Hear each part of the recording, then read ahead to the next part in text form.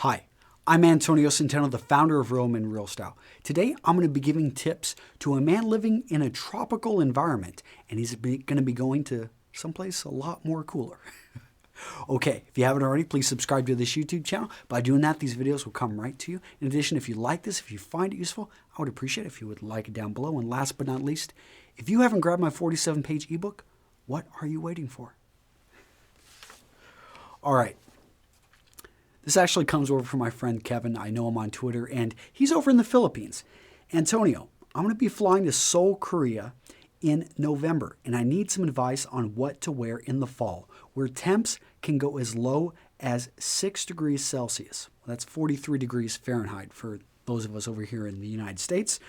I know some basics based on what I've read from magazines, like a navy pea coat, but I don't want anything too large or too long. Now, how can I dress? Because I don't want to spend a whole lot of money, and I want something that I'll be able to get my money's worth out of. So this is a great question, and I understand where Kevin's coming from. He lives in the Philippines, and that's a tropical environment. It's one of those areas, if you've ever been to the Philippines or Southeast Asia, it's hot. I mean, the Northern Australians can tell you. I know I've been to Darwin. I've been to some of these places like Djibouti. Well, that's over in Africa. But in any case, it is hot and humid.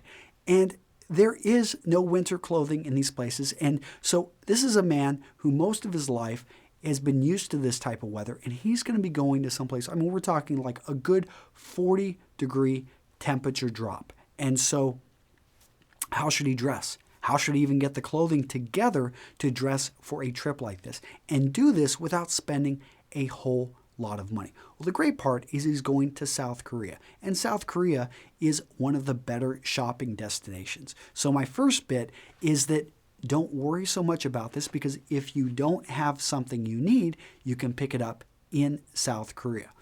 Now, that's not going to help him much because he does want to get off that plane. He doesn't want to be freezing his backside off. So the first thing I'm going to say to remember is that you want to cover all of the parts of your body except for your face. And that's going to have a huge difference.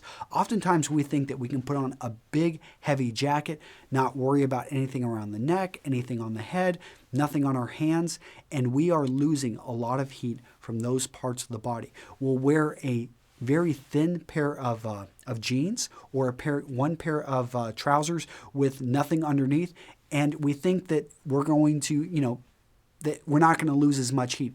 And there is a lot of logic in that you need to keep your core warm.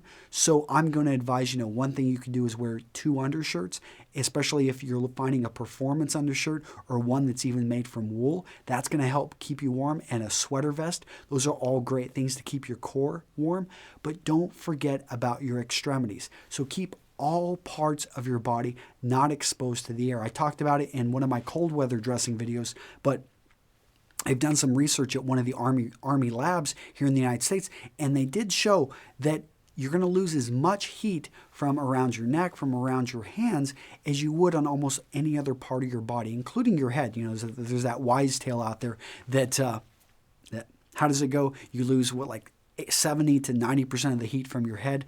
That's not exactly true. And I talk about the whole logic behind that in another video, which I'll probably just link to down below. But for Kevin, he's going to want to make sure he gets off that plane with a good fitted pair of gloves, with a nice scarf, and with a good hat. And now when it comes to a jacket, he's talking about a pea coat. That may be almost a little bit too much. He probably, for 43 degrees, we're still at least here in the United States, we're still 10 degrees above, well over 10 degrees above freezing.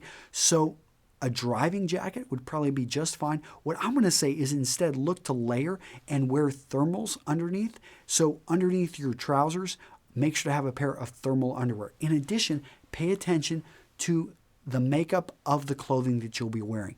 Wear a lot of wool. Wool does a great job of keeping you cool in cool weather, or keeping you cool in hot weather and keeping you warm in cold weather. Don't go for cotton. Cotton it does wick away some moisture, and it is, especially if it's woven in a gauze weave, is great for a shirt, but not in the winter. You're just going to lose that heat immediately. So pay attention also to your gloves and to your scarf. Don't go with anything cotton. Go with, you should be able to find a wool cashmere blend in the scarf, and that's going to help a lot. I talked about sweater vests.